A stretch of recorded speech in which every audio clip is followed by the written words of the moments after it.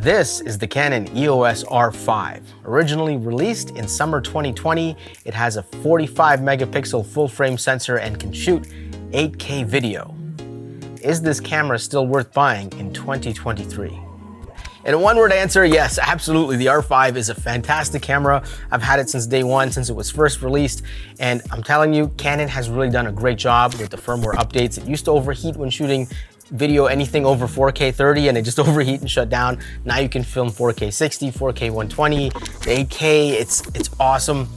And not only that, but this camera also has an amazing high resolution sensor, 45 megapixel sensor, shoots beautiful images, especially if you pair it up with an 85 1.2, 50 1.2, the 28 to 70 f2. Like, those are high resolution lenses that work really well with the high resolution sensor, and the detail you pick up is incredible. But the R5, I say yes, it's a fantastic camera for 2023, but the big question is, when is the R5 Mark II coming? Because nobody wants to buy a camera only to have it replaced in a few months, and then you feel like you just bought an old piece of tech, but you paid premium prices. So let's talk about that first, and then I'll jump into the reasons why the R5 is a fantastic camera in 2023. All right, so let's look at what the EOS R5 is. It's a replacement to Canon's 5D series of cameras. And those were super popular, and they were like one level below the 1D series cameras. So those 5D cameras were replaced every 4 years. So if we look at that as a gauge, and we look at the R5 being released in summer 2020, we can assume that the R5 Mark II is going to be released in summer 2024. So that gives the R5 about 1 more year of shelf life before it's replaced with a newer model. And again, this is purely speculation based on Canon's past patterns. Now, keep in mind that the Z8 has come out and the Sony A7 R5 has come out, and both of those are priced similarly to the EOS R and offer better features because they're newer cameras. So that might hasten Canon's release of the R5 Mark II. I don't know, again, this is all purely speculation, but if I were to put money on it, I would say summer 2024 is when the R5 Mark II will come out. So if you're thinking about picking up an R5, now would be the best time to do it. And if you're willing to wait and you want the price to drop, next summer, 2024, the price should drop when the new model comes out. So that's just something to think about. But now let's talk about the features or the reasons why the EOS R5 is still a fantastic camera in 2023. All right, so there's 6 points I want to talk about here. Value for money, image quality, video quality, the overheating issues, autofocus, usability, and ergonomics. All right, so if you watched my video last year about the R5, is it worth buying in 2022? I made some arguments, and one of those arguments was that the R5 is great value for money. Now, I get it. If you're just getting into photography and you're looking for your first camera, you might say, well, the R5 is pretty expensive.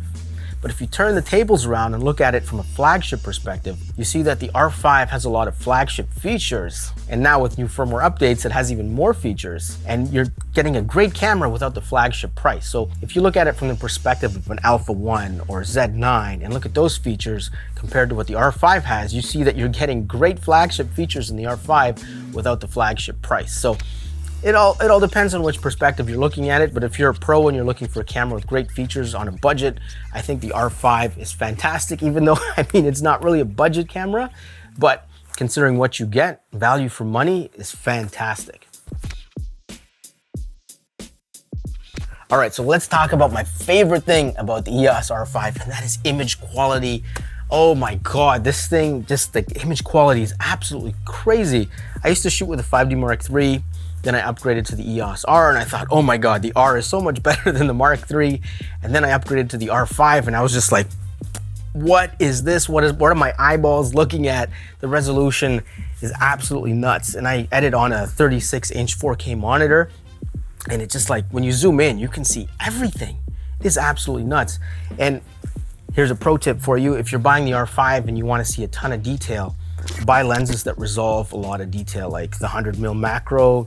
You have the 50mm 1.2, the 85 1.2, the 28 to 70 f2.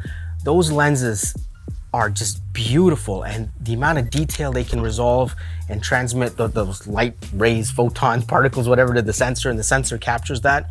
When you zoom in on those photos, like The detail is absolutely nuts. So I said it before and I stand by it still. The Canon EOS R5 is the best photo camera Canon has ever made. Like if you want to shoot landscapes, you're going to see every leaf. You're going to see an outline of every leaf. Well, it depends how far the tree is anyway, but the detail is crazy. If you want to do like art reproductions, you're going to see all the brush strokes. If you shoot models, hey, have fun editing the skin because you're going to see every pore. You just see so much. It's not medium format quality resolution. It doesn't even come close. But in terms of like full frame sensors, it is absolutely amazing. I haven't used the Z9 yet, or the Alpha 1, or the A7R5, but those are 60 megapixel sensors, and I don't remember what the Z9 was. I'll put it here. But those are also high resolution sensors, so I assume you'll get something similar with those cameras as well in terms of resolution. And since Canon doesn't have a flagship camera yet, I personally consider the R5 to be Canon's flagship in terms of image quality. All right, mini rant here. Canon, what's going on? 2017, you entered the mirrorless market with the EOS R. It's now 2023, still no flagship. All the other camera brands have flagships, so what's going on at Canon HQ? I mean, honestly, I'm thinking if you're taking this long to create an R1, my expectations are up here. I'm expecting a revolutionary camera that's like completely new design. It's gonna blow away the competition, because otherwise, why would it take you so long to release a flagship? Anyway, side rant over. Let's move on to the next point. All right, so let's talk about video quality with the EOS R5, and it is absolutely amazing. I know people really complained about this camera and the overheating, and I get that. We're gonna talk about that in the next section. But let's talk about the actual image quality you can get out of this with video. So you get 4K, you get 4K HQ, which is 8K downsampled to 4K, which by the way is what we're filming in right now. And I find that this creates such a beautiful image, but it's so sharp that I'm using a Pro Mist 1/8 filter on the lens right now to kind of tone it down a little bit, because otherwise it just captures way too much detail. You get 8K with this camera as well. You can do 8K DCI, 8K UHD, you get RAW, 8K RAW, you get log settings, C-Log 1 and 3. And it just, as a video camera, it's absolutely amazing, but it's the codecs which really make this camera shine. You get the All-I codec, which is a super high bitrate codec, and you better have a lot of memory cards if you want to record with that. But the amount of detail it can capture and the latitude it gives you when like pushing and color grading and all that stuff is absolutely fantastic. You get the Canon Color Science, obviously, in photo and video mode, which is a huge plus. And in firmware, I think this was last year or the year before, Canon released an IPB Lite. So if you want to go with a heavy bitrate, beefy codec, you can go with the All-I, or you can go with IPB Lite, and it gives you a very usable, easy to edit codec with great image quality, great sharpness, and all that kind of stuff. So if you're shooting for YouTube, TikTok, YouTube Shorts, that kind of thing, you can film an IPB Lite, you can do a little quick color grade on there and then throw it up on YouTube, and it looks fantastic. Image quality for video, absolutely fantastic. The only thing I'll say is this, is that the R5C came out, and that is the same sensor as the R5, but apparently, from people testing and stuff like that, the sensor in the R5C has better dynamic range than the sensor in the R5. So I don't understand that. Hopefully Canon comes out with a firmware giving us the same dynamic range in video with the R5 that the R5C has, considering it's the same sensor. So that would be nice to see. So now let's talk about overheating. This used to be a big issue. Now it's a little bit of an issue. It's not so much. It's definitely gotten a lot better. When the R5 was first announced, Canon was touting it as the best hybrid camera ever. We had 8K and 8K RAW, and I don't know if you had RAW right away or if that came out a little bit later, but you definitely had 8K, 4K 120, and everybody got excited. All the video creators got excited, and everyone's like, yeah, we're gonna buy this camera. A lot of people pre-ordered it, and then as soon as it started shipping, all the videos started coming up on YouTube how the camera overheats really fast. I think you got like a minute or two of 4K 120, 5 minutes of 8K, and then it's done. It overheats, and when the camera overheats, it shuts down for an hour or so to recharge or cool down, and it was just a mess. It was hard to use, and all these professional video features that Canon marketed this camera as having were pretty much unusable in a professional environment. So, I mean, they were gimmicky at best. And thanks to Canon, thank you for that, we got a bunch of firmware updates over the years, which increased the camera's tolerance to heat. It gave us a couple settings in the menu which we could activate, which allowed the camera to record while it was hot. So that's awesome. So now I would say the overheating issues with the R5 are pretty negligible. The one thing we don't have is unlimited recording, which when you're filming short movies or YouTube videos and things like that, TikToks, you're not filming for an hour straight and then chopping up your footage. I guess if you're filming like a podcast or something behind the scenes, or if you want footage of clouds for 5 hours, you can let your camera run. But in general, most people film in clips, right? Like for me, I use pocket wizards to trigger my camera. When I start a section for a YouTube video, I hit the button, it starts recording. If I mess up, I hit the button, cancel it, take 2, take 3, take 4, and just keep repeating. So all my sections are in nice little clips, and I never talk for more than 30 minutes because who wants to watch such a long YouTube video anyway? In terms of overheating, I think Canon has solved a lot of the issues with firmware. I would say the overheating issue is very minimal. Maybe if you shoot in super high temperatures, you shoot in Florida or the desert or something like that, it might be an issue for you. But for me personally, since the firmwares have come out, I've had 0 overheating warnings, 0 issues, and I'm absolutely loving the R5. I think it's the best camera that Canon has ever made to this point. All right, so now let's talk about one of my favorite features on the EOS R5, and that is autofocus. Right now we're doing eye tracking, and it's tracking my eye. And believe it or not, we are filming with an older generation EF 35mm f1.4 at 1.4. Like, it is absolutely nuts. Like, so if you focus on this, look at the bocaliciousness in the background here at 1.4, and it's focused on this no problem, and then jumps back to my eye. And the autofocus on the R5 is absolutely crazy. It's amazing whether you want to track planes or birds or animals, eyes, like it just locks on. And you have settings in the camera which allow you to change the sensitivity of the autofocus. So you can set it to like super sticky. So if it locks onto the eye, like nothing is going to change the autofocus, even if something comes in front of the eye. Or you can set it to be like really quick at switching autofocus. So if something pops up in front, it'll jump to the next subject and then back to your eye, and then whatever, you know, it'll jump from point to point a lot faster and be a lot more sensitive. And you can also change the rack focus speed. Video about it right over there. So it'll rack focus from one point to another really slowly or really fast. So I've seen people make reviews on YouTube saying, oh, the focus is not fast enough. It's like, yeah, well, why don't you go into your autofocus settings and change your rack focus speed and make it super fast. And the other benefit, and I'm assuming it's like this with all Canon cameras right now, but the old EF lenses, this is a 16-35, and here we have the newer 15-35. I'll make a comparison video between these cameras soon, lenses soon, but I can tell you that the autofocus difference between the new 15 and the old 16-35 is very minimal. Like, this is just a hair faster, just barely, right? But really, in real life, when you're making videos, the autofocus speed and the tracking ability between this old lens and this new lens is almost imperceivable. It is absolutely amazing. So I guess this goes back into value for money again with the R5. If you drop the money for an R5 and you want to save some money, you can buy old EF glass. And if you're using the Canon adapter or third-party adapters, I made a video about that right there, I haven't noticed any difference in autofocus speed and tracking ability. So this EF glass just works like native RF glass on the new RF mount, which is absolutely awesome. I love that about Canon. So a lot of people make these videos saying, oh, well, back in the day in 2017, they're like, oh, Canon doesn't have a lot of lenses. It's like, well, the whole EF lineup works perfectly on the new RF mount. So yeah, there's a lot of lenses at your disposal.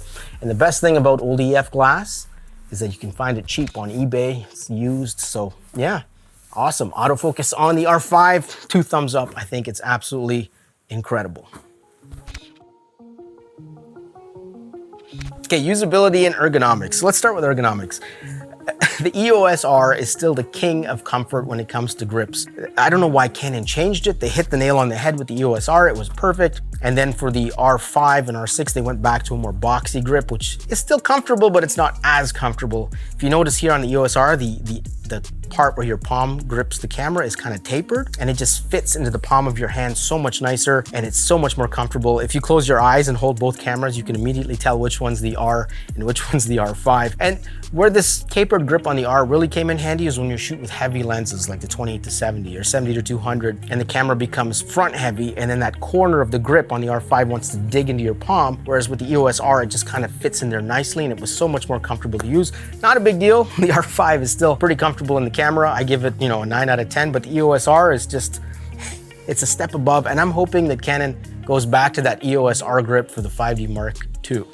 Now, as far as button layout and customizability, this camera is absolutely awesome. You have that control ring on the front of your lens, which is cool if you want to use that. Button layout is great. Everything's super intuitive. And what I really love about the R5 is this. I figured out a way to have a dual rear button autofocus. Now, I shoot a lot of weddings, and it's great if I'm shooting with an 85 1.2. At 1.2, the camera tracks the eyes, the autofocus is fantastic, but let's say the bride is doing a cheers, right? And you have people holding a glass of champagne, and you want to focus on the glass of champagne and have the faces in the background defocused, but the camera automatically wants to track eyes. So you can actually set one button for eye tracking, so when you hold it down, it'll track the eyes, and when you hit the other button, it'll just be like center point focus. So you can focus on the champagne glass while having everyone else defocused, and then you can quickly jump back into tracking eyes. And if you're shooting weddings and events and those kinds of things, absolutely awesome. Definitely check out that video after you watch this one. All right, so one word of caution I'll give you is the joystick on the EOS R5. I have not had any issues with it. I don't know anybody who's had any issues with it, but I have seen photos online of R5s missing joysticks because they snap off. So if you're gonna buy one, just try not to be too heavy-handed with the joystick. It's super responsive, so if you just lightly tap it to the right, the focus point will move to the right. If you tap it to the left, it'll move to the left. It's really responsive. It's like a D-pad on a PlayStation controller. It's super responsive. But what you can do, and I prefer this method anyway, is that I set up part of my screen to be like the touchpad for moving my focus point around. And I find if I just have my thumb and I move my thumb around, it's like the joystick is fast, but moving your thumb around the screen is even faster if you want to shoot quickly and move your focus point around. So that's just a bit of pro tip advice for you from someone who's been using the R5. The moving the focus point around with the screen is super fast and super responsive.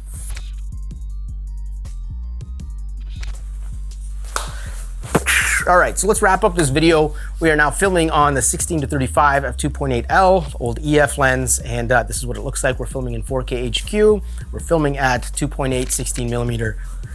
You get a nice field of view. So like I said, you can use old EF lenses with the R5 and they work fantastically. You can save a couple bucks. These new RF lenses are great, but if you have the old EF glass, I really don't think it's worth upgrading. They don't provide that much better detail and better resolution. So yeah, anyway, that's a rant for another time. Let's get back to the R5. So who is the R5 for? I think it's for commercial photographers, wedding and event photographers, headshots and portrait photographers, and just general purpose photography. If you want the best photography camera Canon has ever made, this is the R5. I personally shoot a lot of weddings, and what I love about it is the 45 megapixel sensor. So let's say I take a shot with that 85 1.2 and my technique is off and I'm moving as I'm shooting and I'm getting a blurry image, which happens. I mean, sometimes you're in the moment, you forget to like lock your arms and just take a steady shot. So you can take your 45 megapixel image and you can shrink it down to a 20 megapixel image, and obviously all those little blurry edges, they all sharpen up right away. Image looks fantastic. You can deliver that to the client and you just saved your shot. Another thing that's really good about the 45 megapixel sensor is the fact that you can crop in. So sometimes you're shooting an event and something happens and you don't have time to think about composition. You're just like click, click, click, click, click, click, and you get the shot, because getting the shot's more important than composing the shot, especially if that thing that's happening happens super fast. So what you can do is you can take your shot into Photoshop afterwards and crop it, recompose it, and then you can get the perfect composition, deliver that to the client, they're happy, and of course nobody's the wiser because you're taking 45 megapixels and you're chopping out a chunk of it. And once you set it up for social media or Instagram, web, or whatever, it looks great. So that's another benefit. And other areas where the R5 really excels are, let's say, artwork reproduction, commercial photography. If you want to get the details of whatever the product is, it's great. If you're doing headshots, portraits, or let's say beauty shots, and you want shots of the makeup, it just resolves so much detail. Again, if you pair it up with those lenses that have a high resolving power, absolutely amazing. It's great for fashion photography, especially if you want to get the details and the textures and the clothes, you want to see the threading. Like it just captures everything, and it's awesome. One area where the R5 isn't good is for sports and action photography. It's just a little bit too slow for that kind of thing. So if you want to shoot sports, I would recommend the R3 or the R7. Those would be the cameras you should be looking at. All right, so if I had to buy an R5 right now, would I do it? Absolutely, I wouldn't even hesitate. I think it's an absolutely brilliant camera. It's amazing, from autofocus to image quality, video quality, features. Like I said, it's got flagship features in a camera that isn't a flagship price. So if you're a pro photographer and you're looking for a camera that's, I mean, I hate to say a budget camera, but it kind of is budget flagship camera, It's an absolutely amazing deal. And if you're worried about the R5 Mark II coming out and then devaluing your purchase, I think you could probably flip the R5 and get a lot of money back for it and put that towards a Mark II if you really wanted to. And the other thing too is like, I guess for video, the R5 Mark II will be better because it'll clean up a lot of the issues the R5 had. But when it comes to photography, I don't see how it could improve. Like the R5 is just a fantastic camera. I guess the R5 II might have a 60 or 90 megapixel sensor. And you know what? I personally think that's overkill. 30 megapixels is the sweet spot for mirrorless cameras. The R5 is 45, which gives you, a lot more than you need already. And like 60 would be even more and more. But in any case, I mean, it depends on what you shoot, really. And the other thing to consider too is that the R5 is a replacement for the 5D cameras. And the 5D cameras were built as workhorses to last years and years and years and years. So you have the flagship, which Canon doesn't have, so the R5 is kind of the flagship, sort of. So I anticipate that the R5 is going to be a valid camera for the next 6 to 7 years. So if you're thinking of buying one right now, go for it. If a 5D Mark II were announced tomorrow, would I pre-order one? Yes. But for me, it's a different situation. Like I run a YouTube channel and people want to see reviews and videos about the latest and greatest gear. So I have no choice. I have to buy an R5 Mark II when it's announced. But if I didn't do the YouTube thing and I was just a photographer shooting weddings and events and portraits and headshots and the Mark II was announced, would I buy it? Probably not. I mean, the R5 is so good at what it does. I really wouldn't see a need to upgrade unless the Mark II offered me something that completely changed my workflow or improved my business in a significant way. Otherwise, I would stick to the R5 till the shutter died and then go buy an R5 Mark II. Okay, if you have any questions about the EOS R5, leave them in the comments below and I'll be happy to get back to you. And if you want to buy an R5, there are affiliate links to Amazon down below. If you buy something, it doesn't cost you anymore, but it helps out the channel and I would totally appreciate it. And with that being said, thank you for watching. I really appreciate that you watched to the end. Peace out, and I will see you guys in the next video.